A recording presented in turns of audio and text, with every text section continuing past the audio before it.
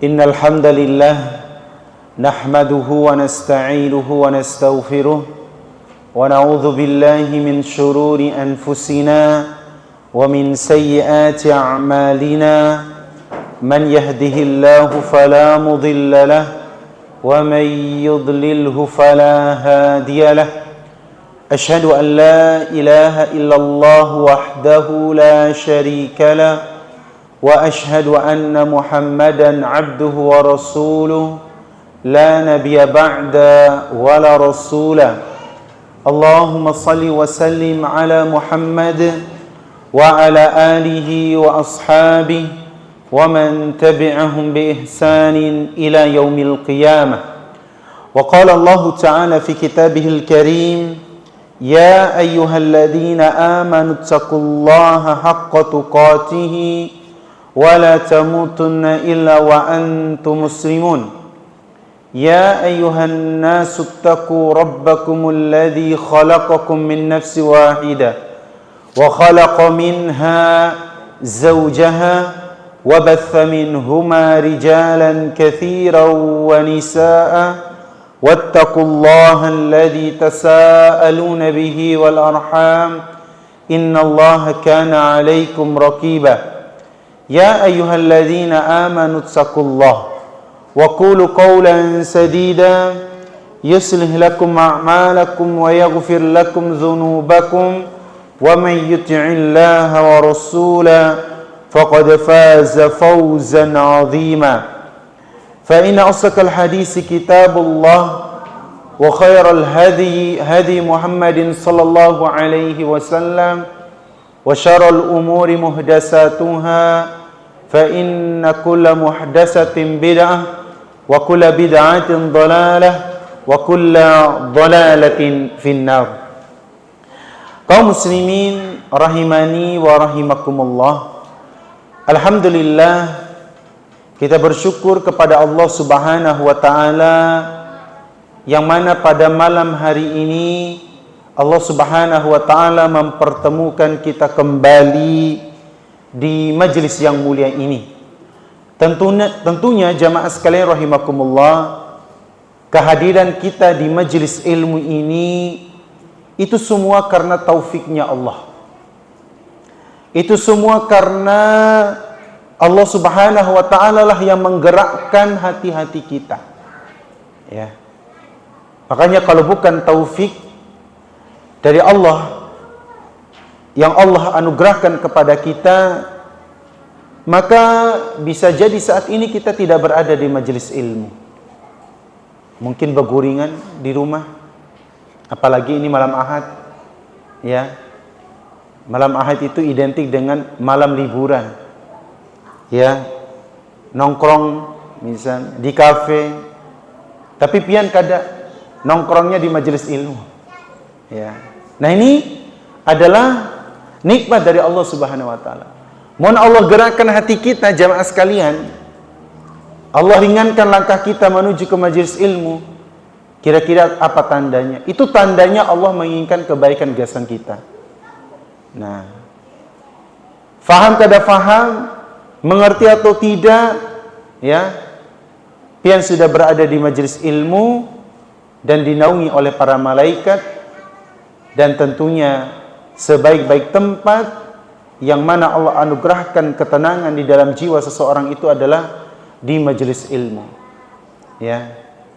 Maka jamaah sekalian rahimakumullah, tentunya kita pandai-pandailah bersyukur atas kenikmatan untuk bisa berhadir di majelis ilmu.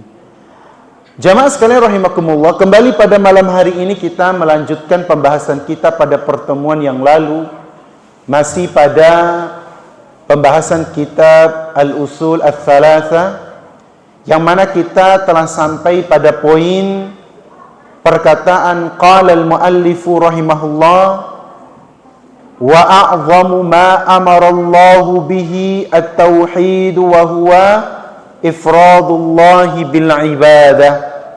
Ya. Di sini disebutkan oleh muallif hal yang teragung, jamaah sekalian rahimakumullah. Jadi hal yang sangat teragung yang Allah perintahkan, ya, yang Allah perintahkan kepada hamba-hambanya adalah apa? At-tauhid. Bagaimana mentauhidkan Allah, mengesahkan Allah Subhanahu wa taala. Ini jamaah sekalian rahimakumullah adalah perkara yang teragung yang Allah perintahkan kepada umat manusia. Bagaimana mentauhidkan Allah, ya, mengesahkan Allah dalam beribadah kepadanya, ya. Kemudian beliau pun mengatakan apa itu at-tauhid? Wa huwa ifradullah bil ibadah, yaitu dia mengesahkan Allah dalam beribadah. Artinya apa? Menjadikan Allah satu-satunya zat yang berhak untuk diibadahi. Ya. Makanya kada boleh seseorang beribadah kepada Allah bersamaan dia meminta kepada selain Allah. Nah, ini kada kawa, kada boleh. Menyembelih hewan, bismillah, Allahu Akbar, imbah tuntung disembelih, dibacakan pulang bismillah, wan takbir, imbah itu kepala kerbaunya dilarungkan ke laut. Nah, ini kada boleh. Nah, ini yang namanya tidak mentauhidkan Allah. Tidak menjadikan sesembahan itu, sesembelihan tersebut gasan Allah saja. Apalagi sebentar lagi kita akan menghadapi yang namanya apa? Idul Adha, yang identik bagaimana seseorang untuk, ya, mengorbankan, ya, sejauh mana kita rela berkorban dalam beribadah kepada Allah. Salah satunya adalah dalam bentuk sesembelihan, ya. Makanya sedikit ulun keluar konteks karena ini masih ada kaitannya dengan bagaimana hal yang teragung ini yang Allah perintahkan kepada kita, yaitu mentauhidkannya. Makanya Allah memerintahkan kepada kita, fasalli li rabbika wanhar, dirikanlah salat dan bersembelihlah, ya, pada yaumun nahar, yaitu hendaknya engkau menyembelih hewan kurban di hari nahar, yaitu hari raya Idul Adha. Nah, hari nahar, sesembelihan seseorang itu harus benar-benar dia persembahkan hanya kepada Allah. Makanya Allah katakan lagi di dalam surat yang lain, Qul inna salati wa nusuki wa mahyaya wa mamati lillahi rabbil alamin. Katakanlah, Allah memerintahkan kepada kita, katakanlah, ya, sesungguhnya salatku, nusukku, nusuk di sini dijelaskan oleh para ulama adalah sesembelihanku, ya, hidupku, matiku, semuanya untuk Allah, yaitu Rabbul Alamin, yaitu Rabb semesta alam. Artinya apa?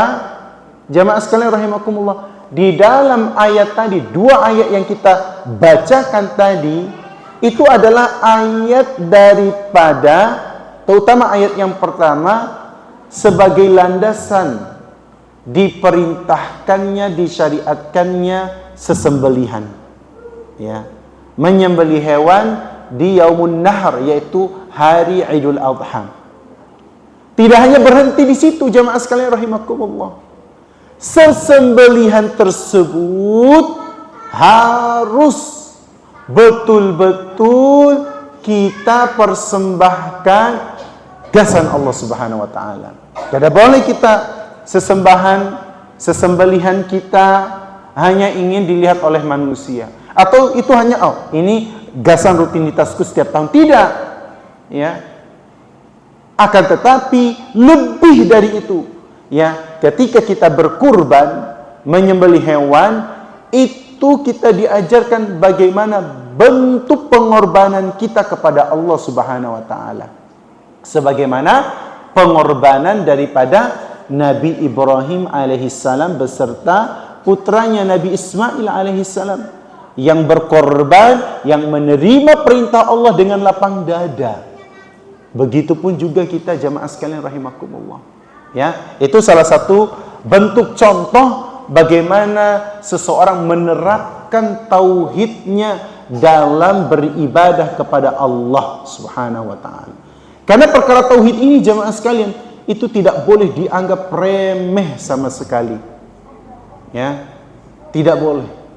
Karena sejak zaman Nabi Adam alaihissalam sampai kepada Nabi yang terakhir, Nabi kita Nabi Muhammad sallallahu alaihi wasallam, mereka membawa perintah mengajak seluruh umat manusia berdasarkan masa-masa mereka, yaitu untuk mentauhidkan Allah Subhanahu wa taala. Baik. Kemudian jemaah sekalian rahimakumullah, tauhid dijelaskan oleh muallif di sini adalah perkara yang besar yang Allah Subhanahu wa taala perintahkan, ya. Terbukti, ya. Seluruh para nabi dan para rasul mereka menyerukan ini kepada manusia. Sebagaimana yang Allah katakan di dalam Al-Qur'an surat An-Nahl ayat ke-36. Apa kata Allah jamaah sekalian rahimakumullah yang menunjukkan bahwasanya para nabi dan para rasul mereka hanya menyerukan kepada umat manusia untuk mentauhidkan Allah. Makanya kata Allah, "Walaqad ba'atsna fi kulli ummatin rasula an i'budullah wajtanibut taghut." Ya. Bahwasannya dan sungguh kata Allah, di sini Allah menyebutkan takkid, bentuk kata takkid, ya.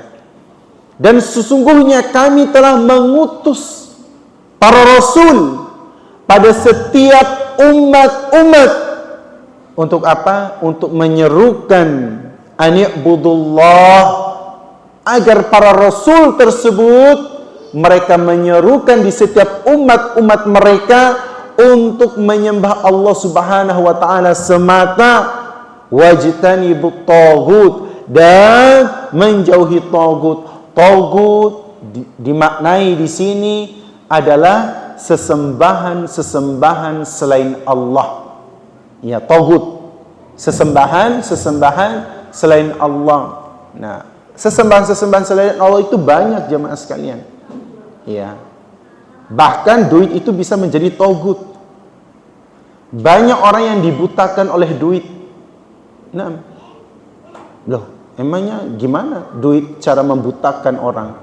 Ya, meskipun tidak membutakan matanya, tetapi membutakan hatinya jemaah sekalian rahimakumullah. Ya. Dari segi mana duit itu membutakan seseorang? Ya, buktinya, mun mereka tahu keutamaan dalam beribadah, pasti mereka akan meninggalkan perekonomian mereka. Iya. Mun mereka tahu bahwasanya siapa yang memberikan rezeki, ya. Siapa yang memberikan mereka makan dan minum, siapa yang memberikan mereka kesehatan, mun mereka tahu maknanya itu, ya, pasti mereka akan menjawab Allah, jelas. Ya.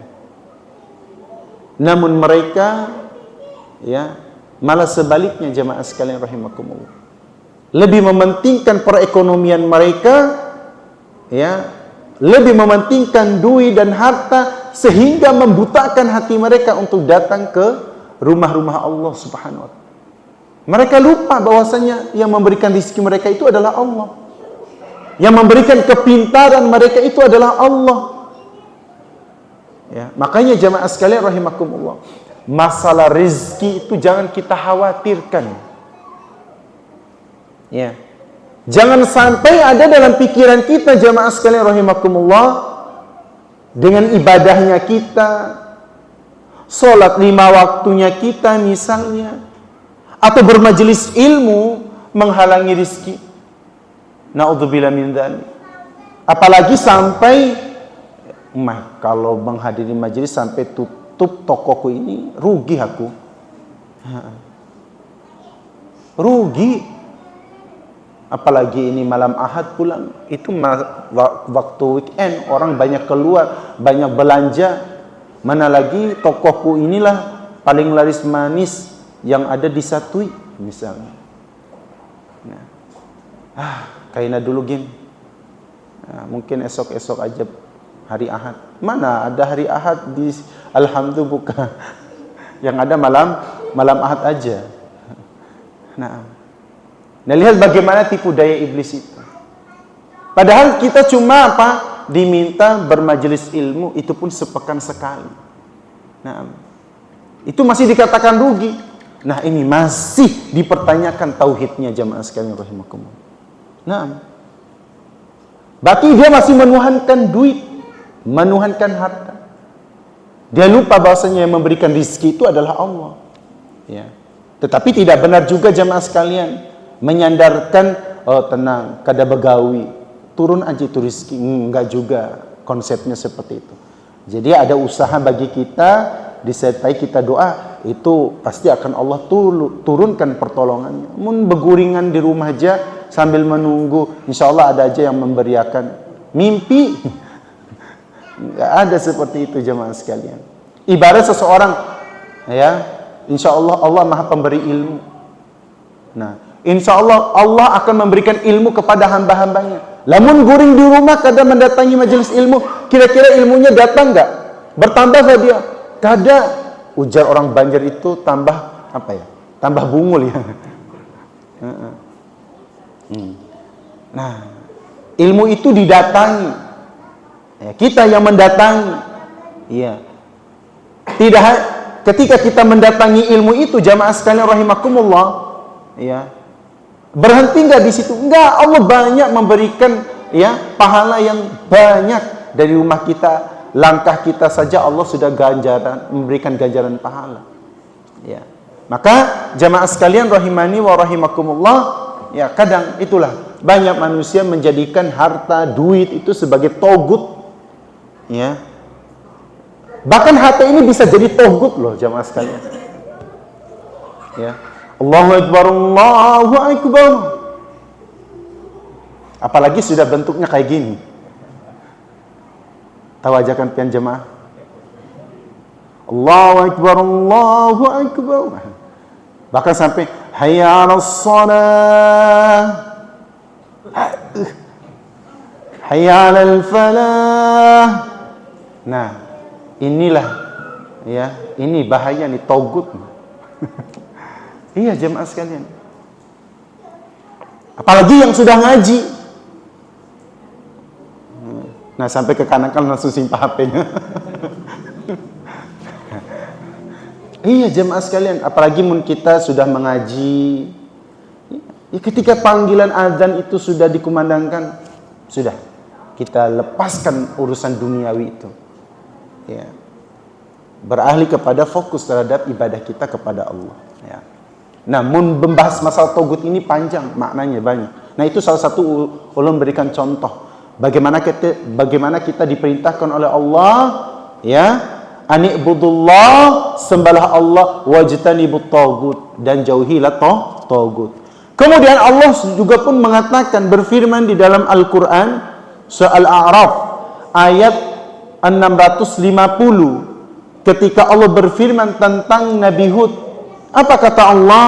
Wa ila 'adin akhahum hudan qala ya qaumi i'budullah ma lakum min ilahin ghairuh afala tattaqun. Kata Allah Subhanahu wa taala yang menceritakan tentang Nabi Hud, ya, dan kami telah mengutus kepada kaum 'Ad, ya, saudara mereka Hud. Ia pun berkata, wahai kaumku, sembahlah Allah, sekali-kali tidak ada Tuhan bagimu selain Dia, yaitu selain Allah. Maka mengapa kamu tidak bertakwa kepadanya? Nah, ini contoh daripada para nabi, mereka pun menyerukan kepada umat manusia, kepada kaum mereka pada masa mereka untuk beribadah kepada Allah. Ya. Kemudian Allah pun juga mengatakan kepada kaum Nabi Nuh. Allah ceritakan, abadikan di dalam Al-Quran surat Nuh ayat ke-23. Apa kata Allah? Wa qalu la tadarunna alihatakum wa la tadarunna waddaw wa la suwa'a wa la yaghutha wa ya'uqa wa nasra. Kata Allah Subhanahu wa taala, dan mereka berkata, jangan sekali-kali kamu meninggalkan penyembahan Tuhan-Tuhan kamu, dan jangan pula sekali-kali kamu meninggalkan penyembahan Wad, dan jangan pula Suwa, Yagus, Ya'qub dan Nasr. Ya. Ini jamaah sekalian rahimani wa rahimakumullah, ini menunjukkan bahwasannya Nabi Nuh alaihissalam memerintahkan kepada kaumnya untuk meninggalkan sesembahan-sesembahan selain Allah. Ya. Sehingga jamaah sekalian rahimakumullah, kaumnya pun bersikeras ya untuk menyembah sesembahan-sesembahan tersebut. Nah, ini maknanya juga jamaah sekalian rahimakumullah, yang namanya mendakwahi orang itu kada selalu manjur, mulus. Ibarat kita dari Satui hendak ke Banjarmasin. Ya. Kira-kira pian melihat jalannya mulus terus kada? Apalagi sudah masuk area ini Kintab, kan? Itu kan banyak lubang-lubangnya, bolong-bolongnya. Ya. Mun jalannya mulus juga pun kada terlalu mulus. Tapi ada juga rintangan yang lainnya, berdebu jalannya. Belum lagi misalnya menemui acil-acil membawai kendaraan, ya kan, seng kiri. Nah, itu kan rintangan, ujian jamaah sekalian rahimakumullah. Ya, yang harus pasti dihadapi oleh kita. Nah, salah satunya adalah berdakwah. Lihat bagaimana Allah menyebutkan sehingga kaumnya Nabi Nuh itu bersikeras tetap menyembah sesembahan mereka. Padahal Nabi Nuh telah memperingatkan mereka agar meninggalkan sesembahan tersebut, beralihlah untuk menyembah Allah. Nah, di sini maknanya kita pun demikian jemaah sekalian. Mohon sedang berdakwah menyampaikan hal yang baik, maka kita tetap diminta untuk bersabar. Tetapi tetap continue untuk berdakwah, jangan berputus asa. Ya. Apa yang dialami, kira-kira pas kita lagi berdakwah nih, minimal mendakwahi keluarga terdekat. Kira-kira pian sudah merasakan diludahi, dilempari batu, ya, dimamai, pernah kada? Paling setidaknya ikamilah, paling tidak itulah keluar kata-kata dari keluarga terdekat kita misalnya. Atau mendebat mendebat sedikit. Tapi pernah dilempari batu? Diludahi? Belum pernah. Kita baru berdakwah, baru dimamai dengan ucapan langsung berhenti berdakwah. Kada. Ya. Apa yang kita alami saat ini ketika menghadapi pertentangan dalam berdakwah, ya, itu jamaah tidak ada apa-apanya bila dibandingkan oleh para nabi dan para rasul. Mun ulun berkisah tentang dakwahnya mereka, kada usah nabi kita Nabi Muhammad, kada ampih malam ini. Nah, ketika berdakwah di Mekah, apalagi di Mekah, pertentangan sungguh luar biasa. Ya, semua julukan dialamatkan kepada beliau. Penyihir, pendusta, pembohong. Di Taif pun demikian, dilempari batu sampai bercucuran darah pada pada kaki beliau. Nah, itu yang dialami oleh beliau. Nabi Ibrahim dibakar oleh kaumnya. Ya. Nabi Nuh, ya, orang terdekatnya malah mencelanya, istrinya yang durhaka dan anaknya yang durhaka. Nah, itu semua dialami oleh para nabi dan para rasul. Yang dialami oleh kita itu tidak ada apa-apanya. Ya. Makanya jemaah sekalian, rahimani wa rahimakumullah, bahkan di sini ya Allah juga pun mengatakan di dalam Al-Qur'an ya, surah Al-A'raf ayat 73, yang mana Allah berfirman mengkisahkan tentang Nabi Saleh. Apa kata Allah Subhanahu wa taala? Wa ila thamud akhahum salihah qala ya qaumi ibudullaha ma lakum min ilahin ghairuh. Dan kami telah mengutus kepada kaum Thamud saudara mereka Saleh, maka ia berkata, wahai kaumku, sembahlah Allah, sekali-kali tidak ada Tuhan bagimu selain Allah. Ya. Nah, ini jemaah sekalian yang kita sebutkan dalil-dalil tadi menunjukkan bagaimana peranan para nabi dan para rasul, ya, terkhusus nabi kita Nabi Muhammad SAW dalam mengajak umat manusia, mengajak kaumnya untuk mentauhidkan Allah. Nah, sekarang pertanyaan, ketika dari seluruh para nabi dan para rasul, bahkan para sahabat-sahabat Nabi SAW, mereka mengajak umat manusia untuk mentauhidkan Allah, ini menunjukkan betapa perkara tauhid ini adalah perkara yang penting dalam kehidupan kita. Yang oleh sebagian orang, bahkan sebagian besar, mereka meremehkan. Nah, dokter misalnya jemaah sekalian, mun sini kada menyampaikan, mewanti-wanti, pianlah kada boleh memakan ini. Ulun ulangi lagi lah, kada boleh, mun pian hendak sembuh dari penyakit ini, kada boleh makan ini, titik, tidak ada komanya. Apalagi diulang-ulang oleh beliau menyampaikan oleh dokter tersebut. Nah, ketika seseorang mengulang-ulang pembicaraannya, apalagi ditekankan dengan nada tekanan, itu menunjukkan sesuatu harus menjadi perhatian. Mun itu dilarang, tinggalkan. Mun itu perintah, laksanakan. Nah, apalagi ini perkara tauhid, jamaah sekalian rahimakumullah. Bahkan para ulama-ulama kita, jamaah sekalian rahimakumullah, mereka banyak di dalam kitab-kitab mereka membahas tentang perkara tauhid. Ya. Jangan sampai kita keropos iman kita, jamaah sekalian, lantaran tauhid kita masih kurang. Ya. Apalagi ada kepercayaan, ada suara burung di tengah malam, ya, mengeok-ngeok, bukan ngeok-ngeok ya. Apa kalau suara burung itu? Kalau mengeok-ngeok, itu kucing. Ya.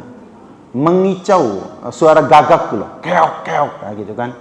Nah, apalagi kalau gagak itu kan identik dengan sihir misalnya. Mun dia berada di atas genteng rumah itu dipercayai, apalagi kalau hitungan suaranya beberapa kali, oh ini lagi sedang diintai kita. Bahkan sampai Anda kepercayaan kepian, Anda pernah mendengar mun mata kita ini bergerak, nah, itu kita sedang dibicarakan aibnya. Main. Pernah pian mendengar itu? Iya, ulun masih mengingat itu bahari sekali. Ya, waktu zaman kecil tuh diingatkan, mun mata ikam bergerak beginilah, itu sedang ada orang yang membicarakan. Nah, akhirnya penasaran, kira siapa yang membicarakan anak ini? Nah itu bahaya jamaah sekalian rahimakumullah. Apalagi ingin mengetahui masa depan melalui jari jemari. Nah, oh ini tandanya kebaikan. Oh ini garis sekian atau zodiak dan sebagainya. Nah, banyak di tengah-tengah kita itu tanpa kita sadari kaum muslimin melakukan penyimpangan-penyimpangan dalam pemahaman. Itu sebabnya apa jemaah sekalian? Sebabnya jauhnya mereka dari ilmu, dari majelis ilmu. Ya. Maka jangan dianggap remeh masalah tauhid ini jemaah sekalian rahimakumullah. Ya. Kemudian selepas itu jemaah sekalian, begitu juga dengan nabi-nabi lainnya, mereka seluruhnya diperintahkan oleh Allah untuk menyerukan tauhid kepada umat mereka masing-masing. Hal ini menunjukkan bahwasannya tauhid merupakan tujuan dari penciptaan seluruh makhluk-makhluk Allah. Iya. Wa ma khalaqtul jinna wal insa illa liya'budun. Tidaklah aku menciptakan jin dan manusia kecuali semata-mata untuk mentauhidkanku, kata Allah Subhanahu, untuk beribadah kepadaku, kata Allah Subhanahu wa taala. Nah, kemudian seseorang yang mengerti akan hal tauhid yang merupakan tujuan penciptaan manusia, maka tauhid akan senantiasa berada di dalam benaknya dalam segala aktivitas-aktivitas kesehariannya. Maka ia akan selalu mempraktekkan, mengaplikasikan dalam kehidupan dia, ya, terutama dalam mengaplikasikan tauhidnya, jemaah sekalian rahimakumullah. Ya. Seperti ketika dia hendak membantu orang lain misalnya, maka ia akan berpikir apakah yang ia lakukan itu karena Allah atau tidak.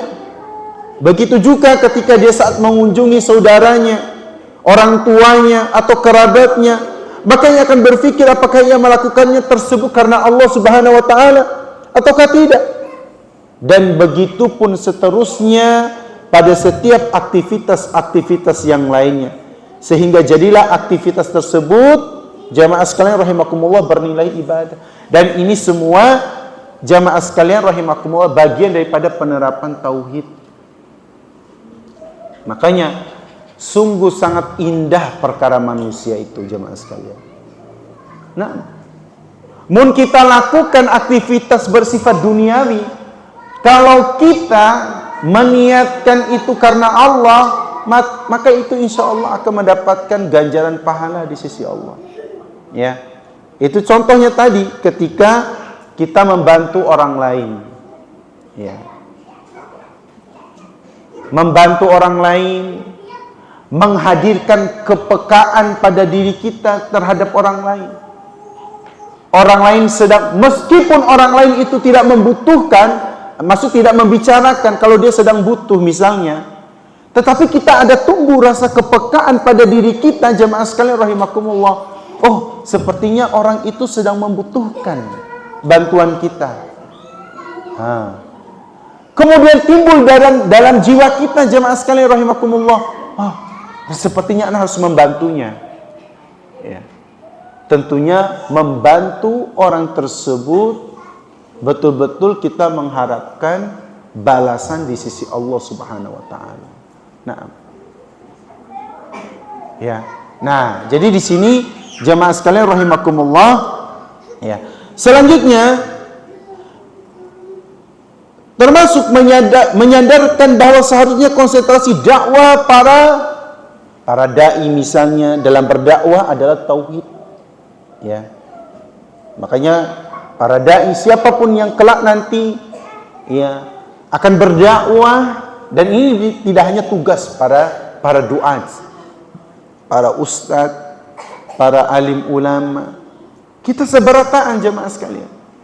Apa yang kita ketahui dalam perkara agama berdasarkan kemampuan kita, maka kewajiban kita mengingatkan gasan saudara-saudara kita, ya, yang dihiga kita misalnya, keluarga karib kerabat kita ingatkan mereka dengan ilmu yang kita miliki. Terutama kita mengingatkan mereka dalam perkara apa, jemaah sekalian? Perkara tauhid. Nah, kemudian jemaah sekalian rahimani wa rahimakumullah. Nah, itulah para dai. Tugas utama mereka itu mengajak manusia untuk mentauhidkan Allah. Tetapi jemaah sekalian bukan berarti menyampingkan dakwah-dakwah tentang yang lain. Sirah misalnya, fikih misalnya, hadis, ya. Tidak menyampingkan itu semua. Itu semua perkara, dan semua pelajaran-pelajaran itu akan bermuara, akan kembali kepada pembahasan utama tentang tauhid. Nah, semuanya akan kembali kepada tauhid. Ya. Baik, kemudian jemaah sekalian rahimakumullah, di sini penulis menyebutkan apa Apa itu tauhid? Naam. Apa itu tauhid? Di sini dijelaskan oleh Syekh Muhammad bin Abdul Wahhab rahimahullah. Beliau mendefinisikan tentang tauhid itu dengan mengesahkan Allah dalam beribadah. Artinya adalah semua ibadah itu hanya untuk Allah. Ya. Jadi semua ibadah itu jamaah sekalian rahimakumullah, jadi yang dimaknai dengan tauhid itu adalah seluruh bentuk ibadah itu kita persembahkan hanya untuk Allah. Maka tadi ulun sudah menyinggung, Qul inna salati wa nusuki wa mahyaya wa mamati lillahi rabbil alamin. Ya, salatku, sesembelihanku, kehidupanku, matiku itu untuk Allah. Kita hidup di dunia, jamaah sekalian. Gasan apa kita hidup di dunia ini? Gasan beribadah, gasan untuk Allah. Bukan sekehendak kita, jamaah sekalian. Karena kita ini, jamaah sekalian rahimakumullah, ya, akan menjadi tulang belulang, akan kembali ke tanah. Ya. Kita semua ini, jamaah sekalian rahimakumullah, ya, akan meninggal dunia.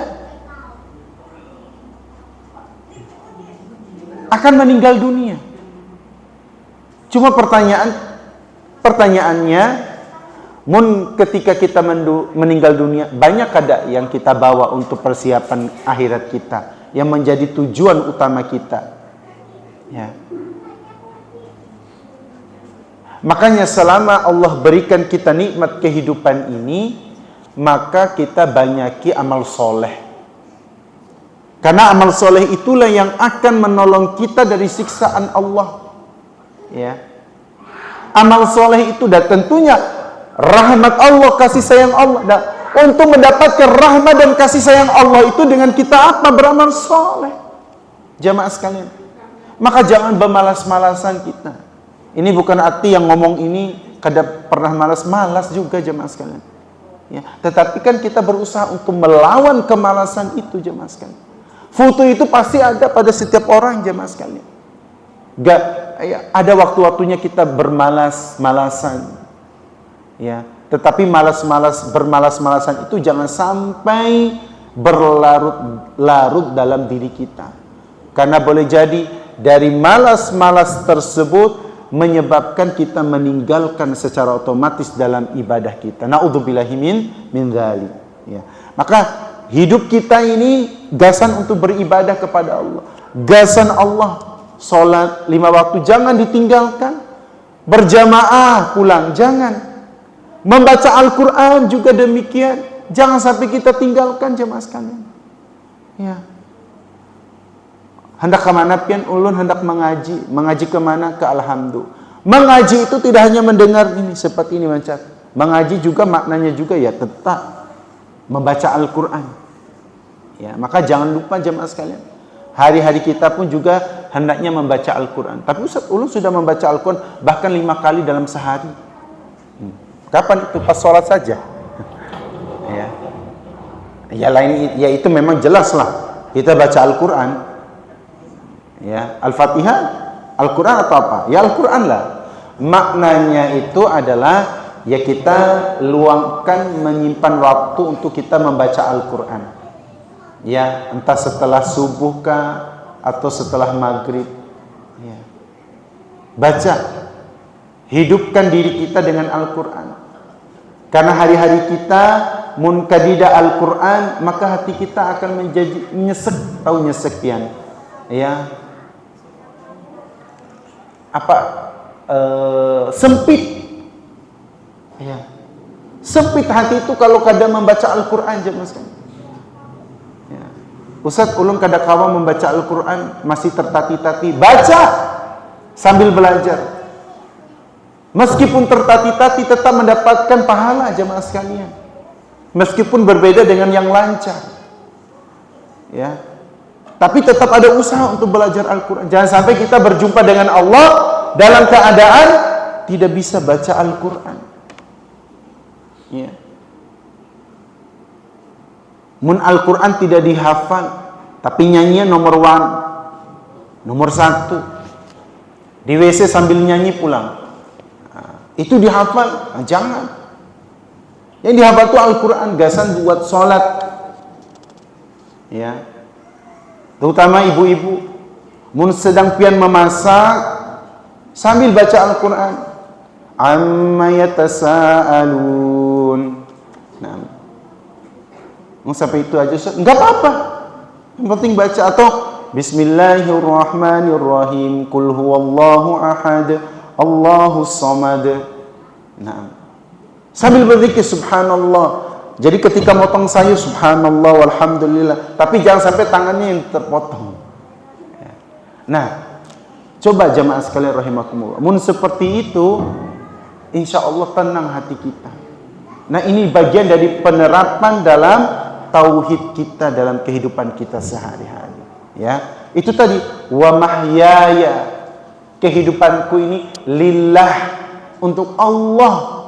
Ya memang untuk Allah hidup kita ini.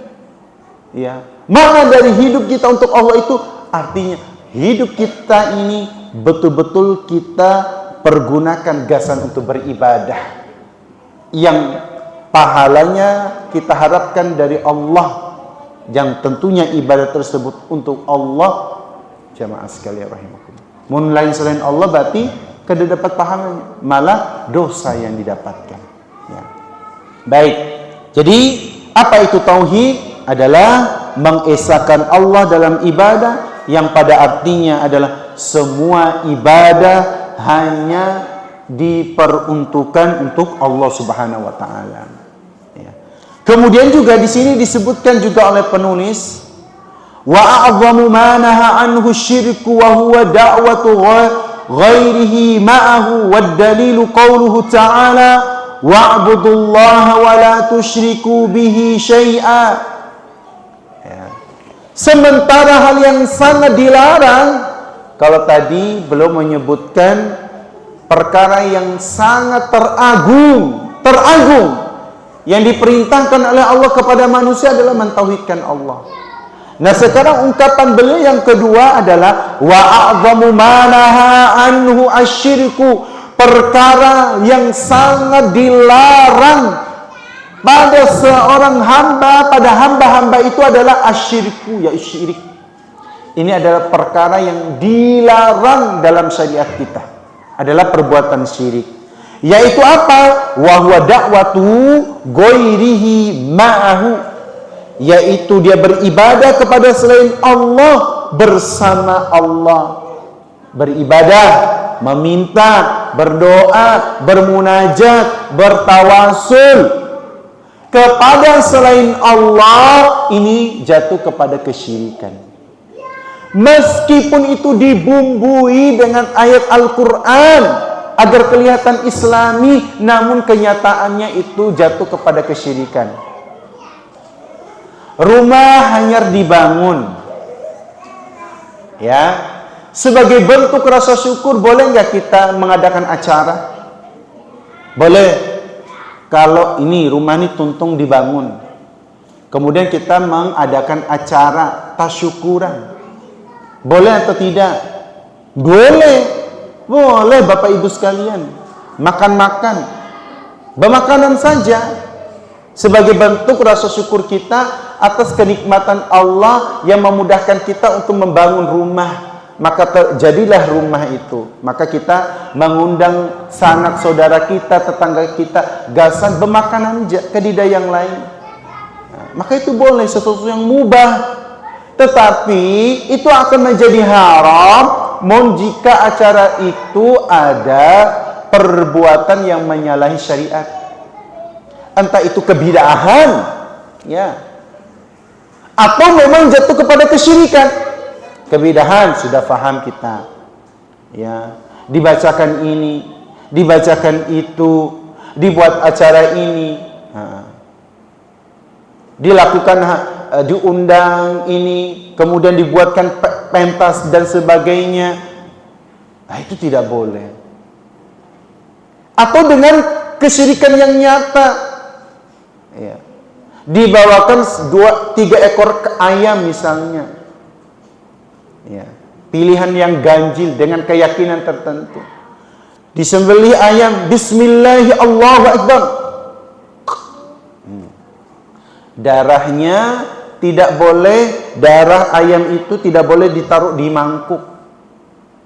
Tetapi ketika dipotong ayam itu, darah yang menyucur itu langsung diputari, dikelilingi rumah sampai darah ayam itu menyitari seluruh rumahnya.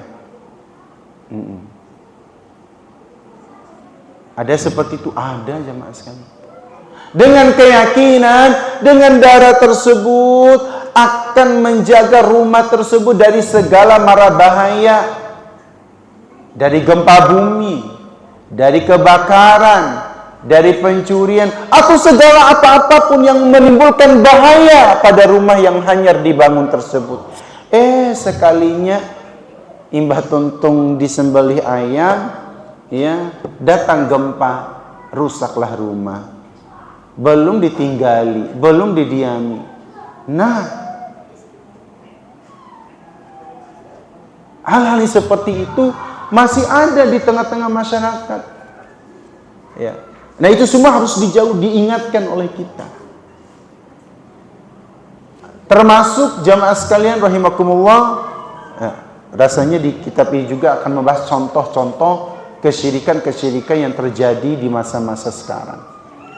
Ya, termasuk contoh seorang ibu hamil, ya, itu diberikan bawang putih, ya kan, tahu pian, bawang putih wan kunyit, kemudian ditancapkan di peniti, ya, pernah lihat pian itu? Ulun bahari sering melihat itu, tapi nggak tahu, ulun dulu tuh mengingat, oh ini hiasan saja. Tapi aneh, pertanyaan ulun, kok aneh ya, masa perhiasan ditaruh di situ? Oh, di anting kah, di telinga? Itu dulu nggak tahu. Nah, sekalinya itu sebagai bentuk penjagaan agar roh halus, iblis, setan dan sebagainya tidak mengganggu bayi tersebut.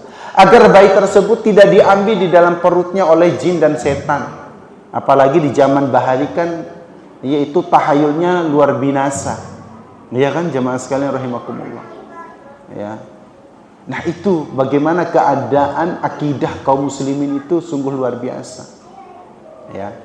Nah, itu semua kepercayaan-kepercayaan itu kan tidak dibenarkan.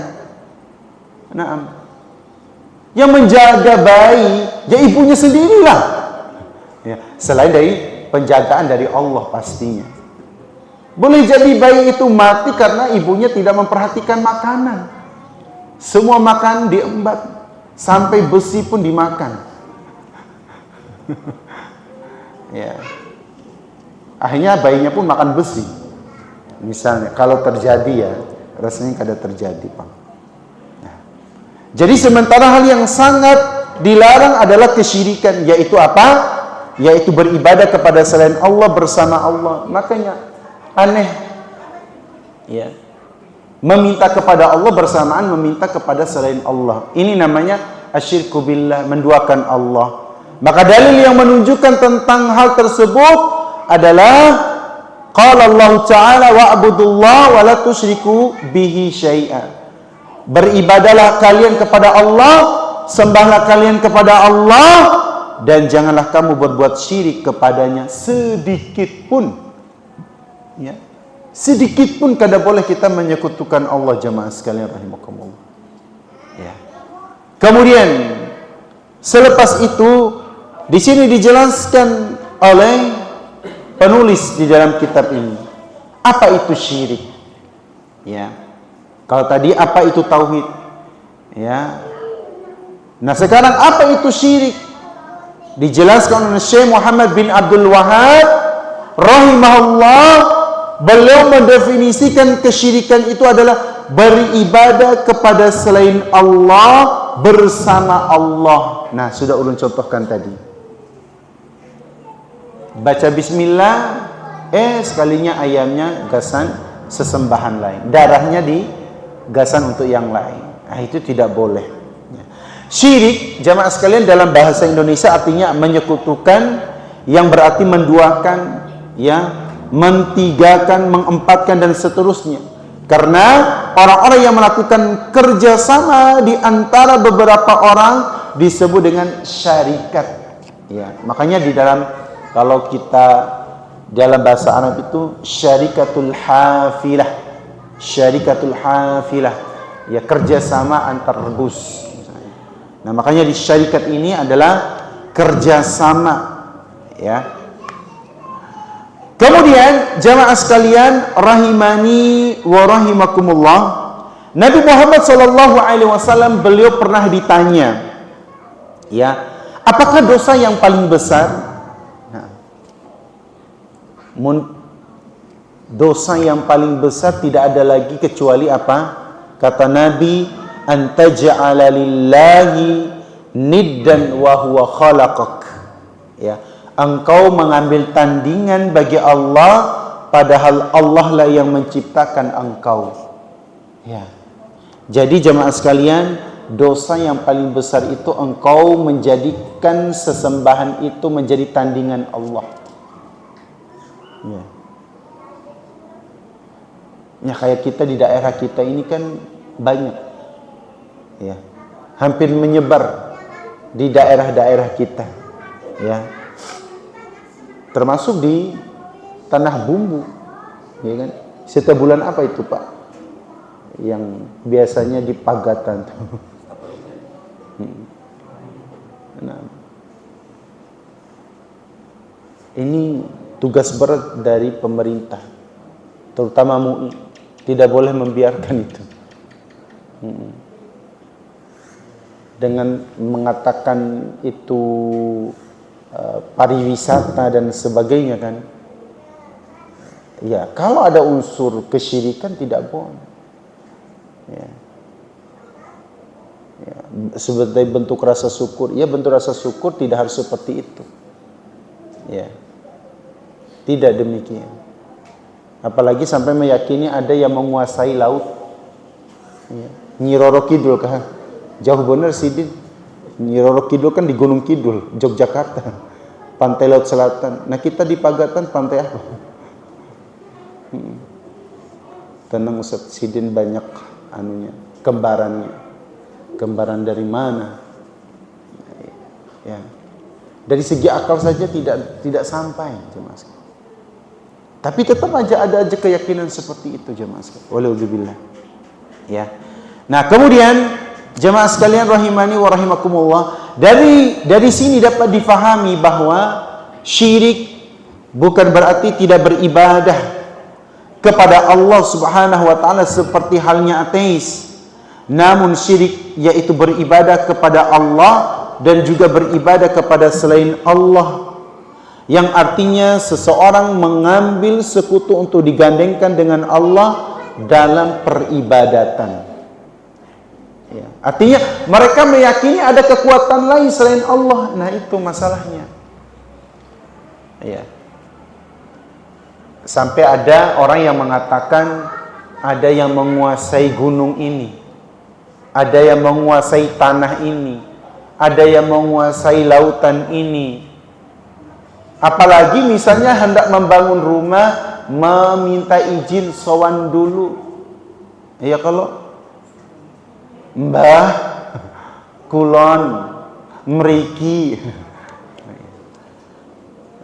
dibawakan tumpeng, hendak membangun rumah supaya tidak diganggu.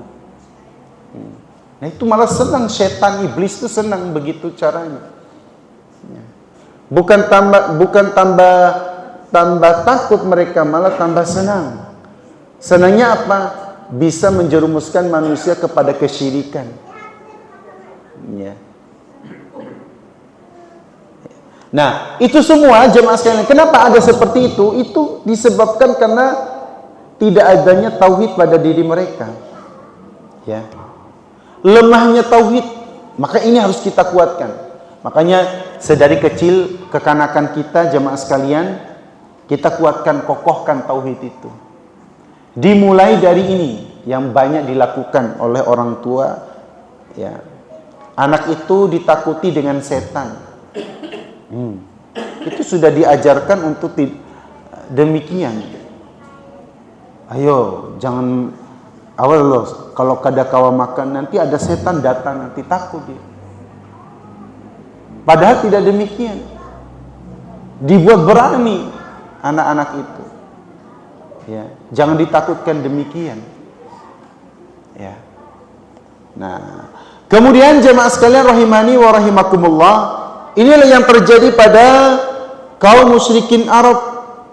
Jika kita kembali membaca sejarah-sejarah mereka, maka akan kita dapati bahwa mereka pun beribadah kepada Allah dan mereka melakukan ibadah umroh dan haji. Nah, mereka ibadah umroh dan haji jemaah sekalian, kaum musyrikin Arab terdahulu. Tetapi ibadah umroh dan hajinya itu mereka bersamaan menyembah berhala-berhala mereka. Artinya menduakan Allah. Sedangkan kita tahu Allah tidak mau diduakan. Ya. Sama seperti istri tidak mau diduakan, ya katanya. Misalnya. Tapi kalau ini diperbolehkan, ya, diduakan, ditigakan, diempatkan, itu boleh. Tapi dilimakan, dienamkan tidak boleh. Itu melampaui batas. Ya. Kalau diduakan dalam perkara tadi boleh. Ya. Tapi ya, jelas Allah tidak boleh diduakan. Ya. Makanya di dalam Sahih Muslim disebutkan bahwa ketika melakukan tawaf, apa yang mereka ucapkan orang-orang musyrikin Arab dahulu ketika mereka tawaf mengelilingi Ka'bah apa? Labbaika la syarika lak. Ya. Maksudnya ketika tawaf itu jamaah sekalian rahimakumullah, ada kalimat-kalimat yang bagaimana kita mengesahkan Allah, tidak menyekutukan Allah Subhanahu wa taala. Makanya di saat kita ihram itu jamaah sekalian, apa yang kita ucap? Labbaik Allahumma labbaik. Apalagi ini ibadah haji, sedang memulai kegiatan ibadah haji. Mereka memperbanyak talbiyah. Labbaik Allahumma labbaik, labbaik la syarika laka labbaik, innal hamda wan ni'mata laka wal mulk la syarika lak. Nah, kalimat talbiyah ini dilantungkan oleh orang-orang yang sedang berihram. Yang memiliki kandungan makna tersebut adalah kami menyambut panggilanmu ya Allah, labbaik Allahumma labbaik. Ya. Ya Allah, yang mana tidak ada sekutu bagimu dengan sesuatu apapun. Segala puji hanya milikmu. Innal hamda wan ni'mah. Segala puji bagimu dan segala kenikmatan darimu. Ya. Innal hamda wan ni'mah laka wal mulk. Ya. Engkaulah yang memiliki kerajaan ini. Di mana dalam kalimat itu kita betul-betul meninggikan Allah. Ya, memuji Allah. Maka tidak layak ketika seseorang beribadah haji, beribadah umrah, bersamaan itu mereka menyembah kepada selain Allah. Apa itu? Orang yang ibadah umrah dan haji hendak dipuji, nah itu sudah masuk ke kategori ya, perbuatan riya, yang mana perbuatan riya atau sum'ah masuk ke dalam kategori asyirku billah. Berarti dia ibadah bukan didasari karena Allah. Jamaah sekalian rahimakumullah. Ya. Nah, kemudian yang selanjutnya, mendengar itu Nabi SAW pun menegur mereka agar mencukupkan perkataan mereka di situ. Namun ternyata mereka meneruskan ucapan mereka dengan berkata, illa syarikan huwa tamlikuhu wa amanah, kecuali sekutu bagimu yang memang kau kuasai dan ia tidak menguasai. Nah, bagaimana orang-orang ya, orang-orang Arab terdahulu mencampur adukan antara yang hak dengan yang batil. Ya, labbaika la syarika lak, kemudian Nabi mendengar ucapan tersebut dan menegur mereka agar mencukupkan perkataan di situ saja. Cukup labbaika la syarika laka labbaik. Namun mereka menambah illa syarikan huwa la tamlikuhu wa ma malak, kecuali sekutu bagimu yang memang kau kuasai dan ia tidak menguasai. Selain itu pun Nabi SAW sebelum berhijrah, di setiap tahunnya beliau SAW pergi ke Mina untuk berdakwah di sana. Ya, sebab saat itu Mina sedang ramai dikunjungi oleh manusia untuk melaksanakan ibadah haji. Salah satu perkataan yang Nabi SAW ucapkan kepada mereka saat berdakwah ketika itu apa yang beliau ucapkan kepada orang-orang yang berhaji dan pada saat itu mereka sedang menunggu di Mina, ya ayyuhan nas qulu la ilaha illallah tuflihu. Ya, wahai sekalian manusia, katakanlah la ilaha illallah, maka kalian akan beruntung. Nah, inilah yang diserukan oleh Nabi SAW kepada orang-orang yang berada di Mina lagi puncak-puncaknya ibadah haji.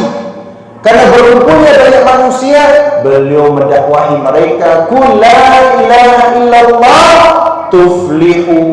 Katakanlah tidak ada sesembahan yang berhak untuk diibadahi kecuali Allah, maka engkau akan beruntung.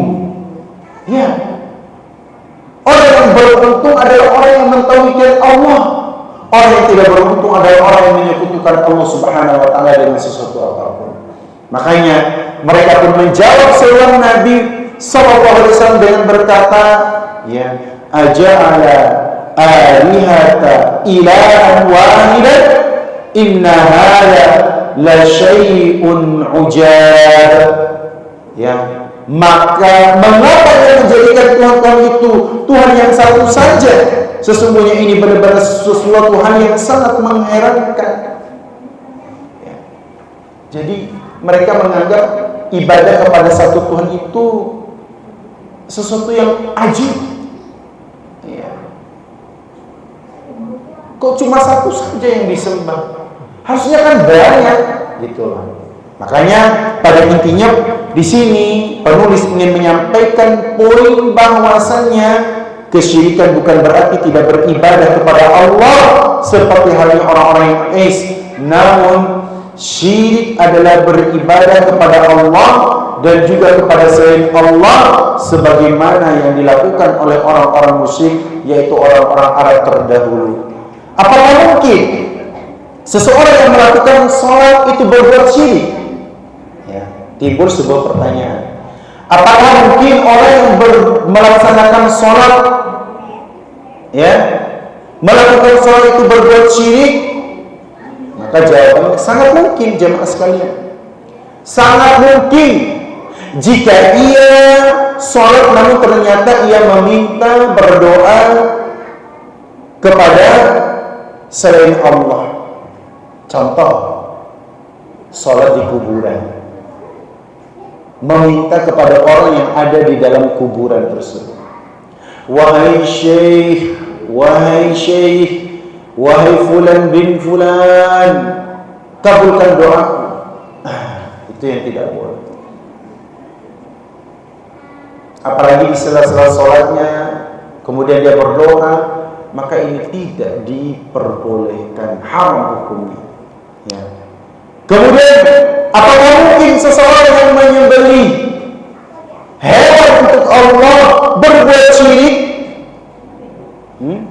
Maka tadi saya menjelaskan sangat mungkin bisa jadi saat Idul Adha, ya, yang menyembelih untuk Allah, sedangkan di hari lain dia menyembelih untuk jin dan setan. Nah, atau misalnya meskipun di hari raya Idul Adha dia menyembelih, namun bukan karena Allah, tapi ingin dilihat oleh manusia. Nih, aku hari ini berkurban. Ya, jangan lupa lah namaku ditulis ganal. Jangan lupa ditambahkan haji. Ya, menggelar juga sekalian Profesor Dr. Haji. Ya, Fulan bin Fulan MSG. MA, LC, ya, MNI, ya,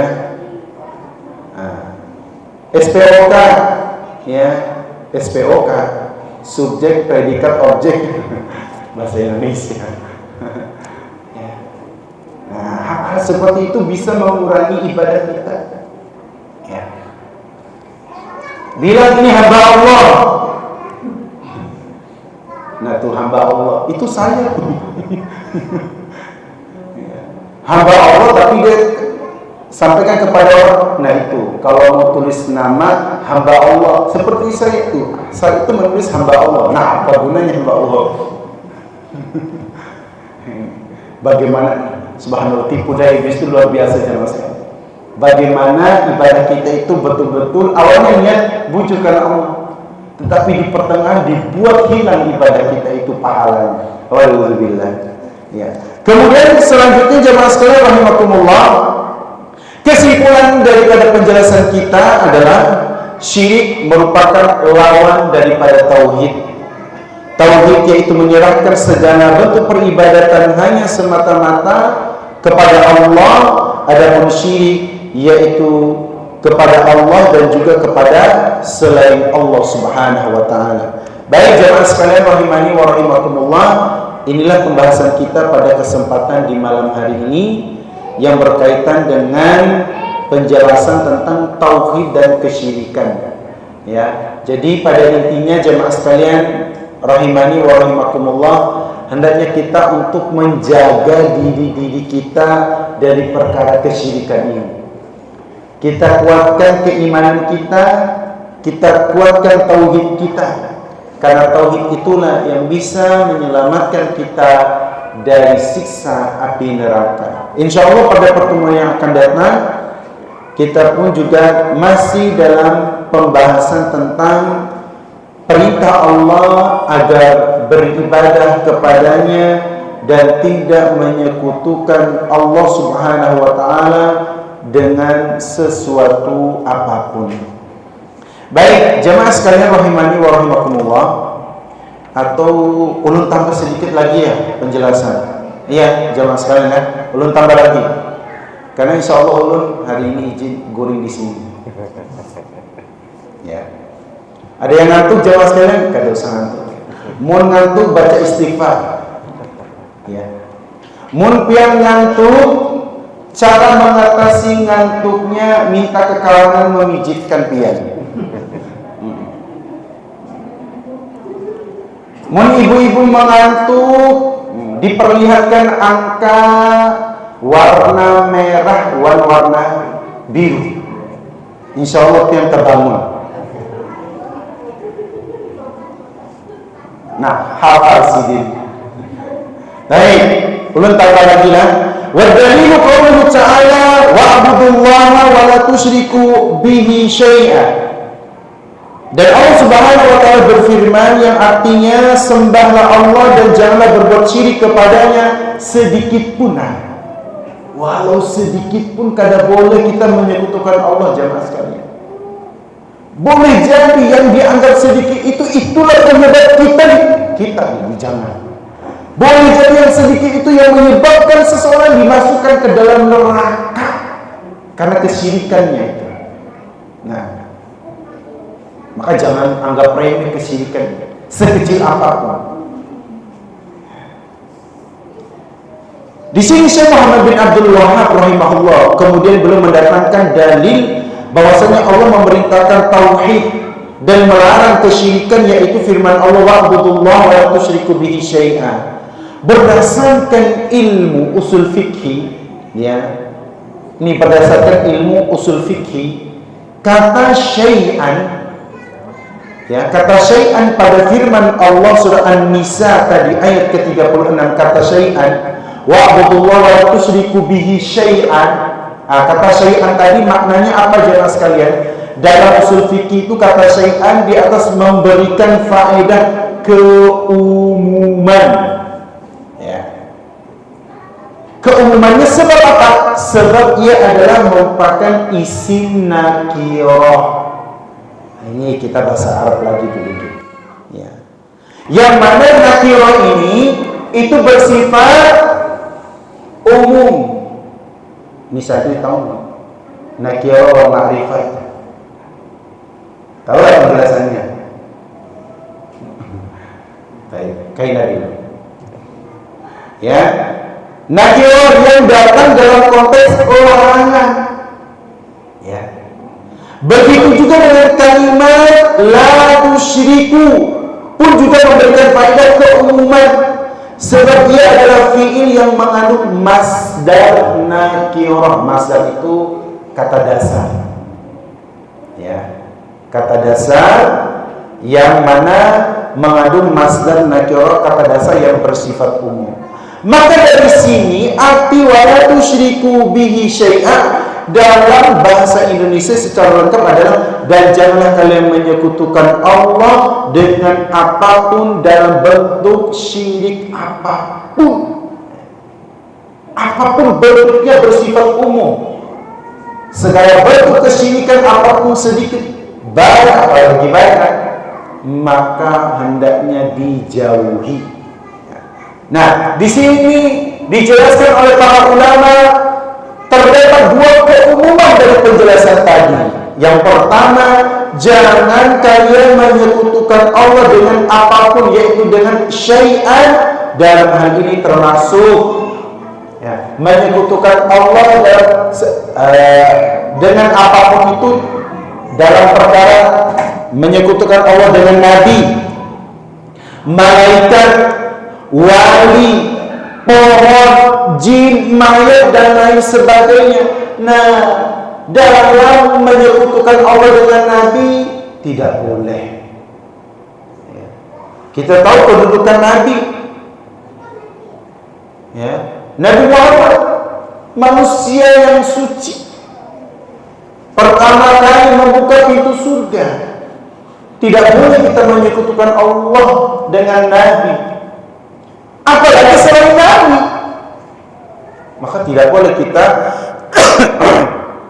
demi nabiku, wahai Rasulullah, kabulkan doa kami. Itu syirik, nggak boleh. Padahal nabi kita loh. Namun tetap tidak boleh kita meminta kepadanya, karena ini masuk ke dalam kaidah keumuman apa yang difirmankan oleh Allah, wala tusyriku bihi syai'an, janganlah engkau menyekutukan Allah dengan sesuatu apapun bersifat keumuman, termasuk di situ para nabi, malaikat, wali, termasuk benda-benda yang dianggap keramat, pohon beringin, ya, apalagi misalnya termasuk mayat-mayat sudah mati, yang mana mereka juga pun sedang menunggu bagaimana hari hisab mereka, nggak tahu juga. Nah, ini orang yang sedang menunggu hisabnya saja dia tidak tahu apa yang akan terjadi pada dirinya, kok didatangi dan dimintai. Nah, di mana pemikiran itu? Dia saja sedang menunggu dirinya seperti apa, ya. Nah, kemudian bentuk kesyirikan apapun dalam bentuk yang lain, wala tusyriku, baik itu syirik akbar, syirik kecil, syirik khafi, syirik jali, dan segala bentuk syirik yang lainnya. Nah, ini akan kita bahas lebih lanjut lagi nanti. Nah, inilah hakikat dari millah, agama Nabi Ibrahim alaihissalam yang kita diperintahkan untuk mengikutinya, yaitu bertauhid dan tidak berbuat syirik sama sekali dengan apapun dalam bentuk apapun, ya. Maka daripada itulah jamaah sekalian rahimani wa rahimakumullah, jangan sampai kita menyekutukan Allah Subhanahu wa taala apapun bentuknya, yang mana ya jika itu masuk ke dalam kategori kesyirikan, tinggalkan dan jauhilah, ya. Baik, ini yang bisa kita sampaikan pada malam hari ini. Mudah-mudahan bermanfaat, dan insya Allah kita akan lanjutkan pada pertemuan yang akan datang. Wallahu a'lam bishawab. Sebelum kita tutup, barangkali ada jamaah yang ingin bertanya, kami persilahkan. Atau pakai kertas, silakan.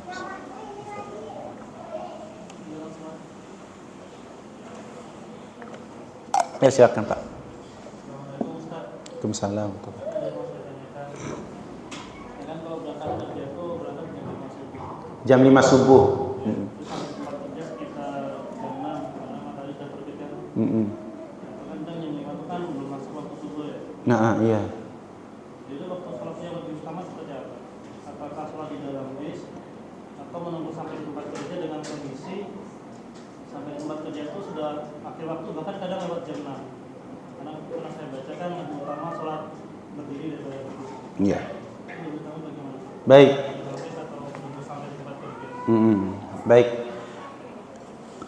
Yang jelas, salat yang utama adalah as-salatu ala waqtiha. Mun ditanya keutamaannya, ya, adalah salat pada waktunya. Nah, yang menyebabkan seseorang itu salat tidak pada waktunya kan ada faktor-faktornya, ya. Jika faktor tersebut disebabkan karena uzur yang syar'i, misalnya keuyuhan, akhirnya pun dia terbangun sudah matahari sudah meninggi, maka dia laksanakan sholat ketika dia mengingatnya, ya, sholat subuh lanjut meskipun sudah jam 8. Itu mungkin karena faktor keuyuhan dan lain sebagainya. Nah, tapi problemnya di sini, ya, ketika kita bekerja namun pekerjaan tersebut tidak menjadikan kita sholat tidak pada waktunya, ya, kurang lebih seperti itu, ya. Akhirnya kalaupun kita sholat, ya, kalaupun kita sholat nih tepat pada waktunya, maka ada konsekuensi, ya. Di dalam bis. Hah? Berarti sholatnya di dalam bis. Berarti sholat di atas kendaraan. Baik. Nah, akhirnya mau tidak mau sholat di dalam bis, ya. Nah, sebaiknya apakah sholat di bis, ya, dengan tepat waktu, atau sholat di tempat kerja namun waktunya sudah melewati batas ketentuan, ya. Maka bisa kita kiaskan ketika kita sholat di pesawat misalnya. Ya, kalau kita di pesawat, contohnya waktu sholat subuh, ya. Waktu sholat subuh, dan lebih utama itu kalau kita sholat itu lebih utama itu sholat di bumi, bukan di atas kendaraan. Pahamlah? Di bumi, maksudnya ya di kendaraan di bumi juga gitu, enggak. Maksudnya di atas tanah, artinya di bumi yang kita pijak ini maksudnya, ya.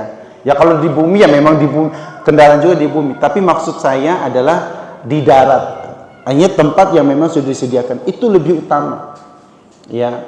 Kalau di atas kendaraan itu kan ada faktor, misalnya, ya, misalnya kayak pian tadi, atau orang yang sedang umroh atau haji tidak memungkinkan kalau dia sholat di darat karena akan melewati waktunya, maka tidak mengapa dia sholat di atas pesawat, ya.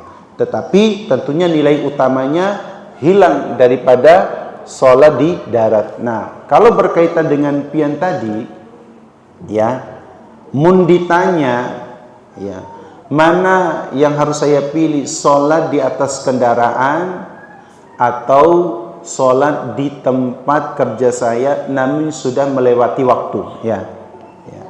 Maka jawabannya adalah sholat di atas kendaraan, ya.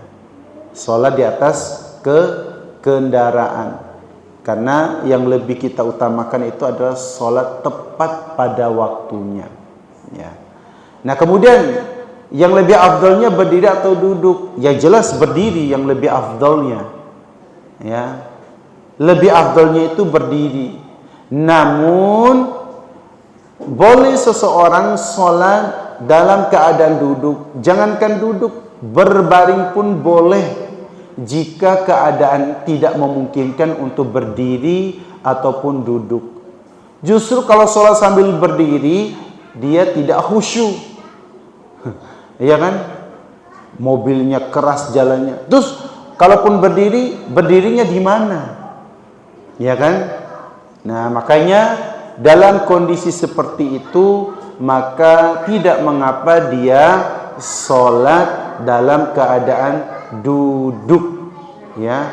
Dan bagaimana arah kiblatnya?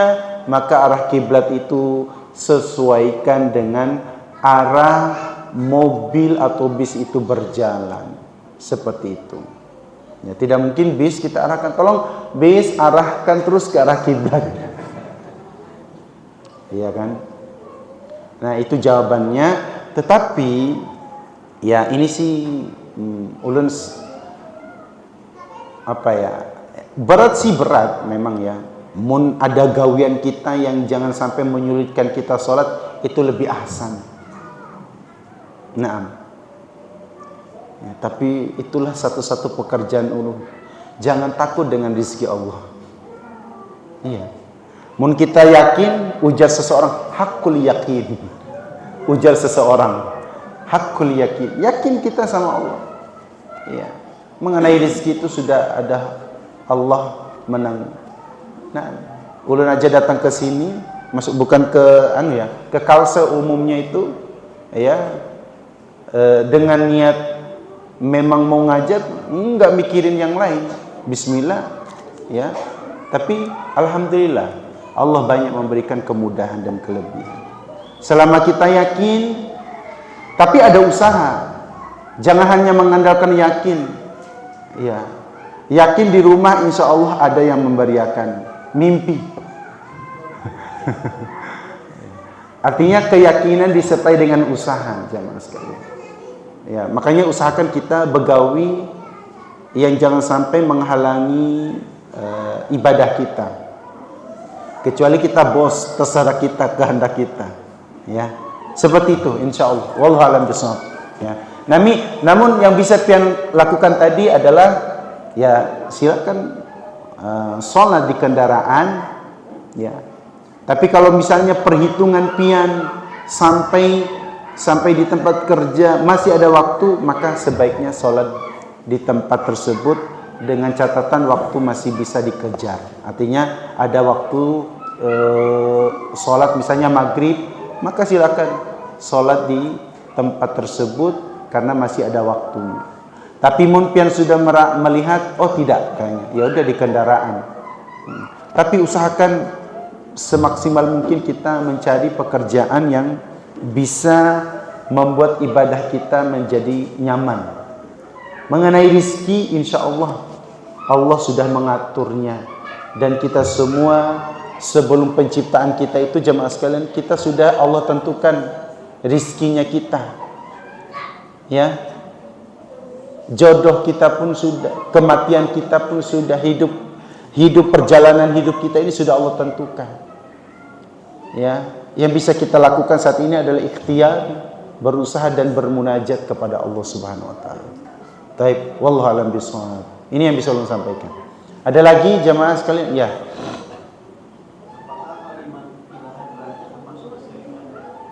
Hah?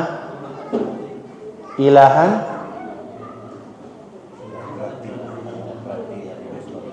Hah? Ilahan berarti ilahan. Ya. Kalau disandingkan kepada selain Allah jelas tidak boleh. Ilah sesembahan itu hanya kepada Allah. Ilahul awwalun, ilahul awwalin. Dialah sesembahan yang pertama dan yang terakhir. Ya, artinya apa? Tidak ada sesembahan yang lain lagi. Huwal awwal, huwal akhir. Dialah Allah yang pertama, dialah Allah yang terakhir. Artinya apa? Ya jangan sampai kita menyandingkan, mensejajarkan Allah dengan makhluknya, tidak boleh. Ya, itu ketika seseorang mensejajarkan Allah dengan makhluknya, itu masuk ke dalam kategori kesyirikan. Karena apa? Tidak ada yang bisa menandingi Allah. Ya. Tidak ada yang bisa menandingi Allah. Ilah sesembahan itu hanya kepada Allah. Tidak boleh kita sandingkan dengan ilah fulan, apa yang naudzubillahi min dzalik, ya. Baik. Ada lagi jemaah sekalian yang ingin bertanya, silakan. Ada? Cukup? Alhamdulillah sampai 9:30 kita.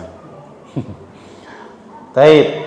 Mun tidak ada, ulun cukupkan pertemuan kita pada kesempatan di malam hari ini. InsyaAllah pertemuan yang akan datang kita akan lanjutkan tentang penjelasan dari penulis tentang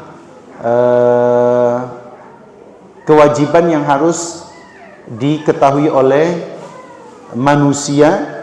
Ya, dari ketiga perkara itu kita akan rincikan apa saja yang harus kita ketahui. Wallahu a'lam bishawab. Kita tutup dengan doa kafaratul majlis. Subhanakallahumma bihamdika asyhadu an la ilaha illa anta astaghfiruka wa atubu ilaik.